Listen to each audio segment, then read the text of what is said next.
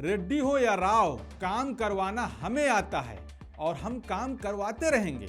बता दें कि जुबली हिल्स की जनता को संबोधित करते हुए अकबरुद्दीन ओवैसी ने कहा कि हैदराबाद की असली सत्ता, असली दबदबा AIMIM के पास है। उन्होंने साफ लहजे में कहा कि चाहे BRS की सरकार रही हो या अब कांग्रेस की, फैसला वही होते हैं जो ओवैसी भाईजान तय करते हैं। इस बयान ने तेलंगाना की सियासत में नई हलचल पैदा कर दी है। राजनीतिक गलियारों में ये बयान अब शक्ति प्रदर्शन के रूप में देखा जा रहा है, जहां अकबरुद्दीन ओवैसी ने साफ कर दिया कि AIMIM सिर्फ एक पार्टी नहीं बल्कि हैदराबाद की राजनीतिक हकीकत है। जुबली हिल्स का चुनाव भले ही छोटा क्यों न हो, लेकिन इसका असर अब पूरे हैदराबाद की सियासत पर पड़ने वाला है।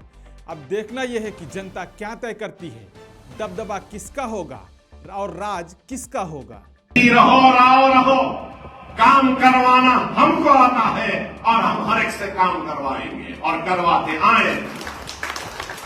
हम किसी के दुम छल्ले बनकर किसी के पीछे दौड़ने वालों में से नहीं है।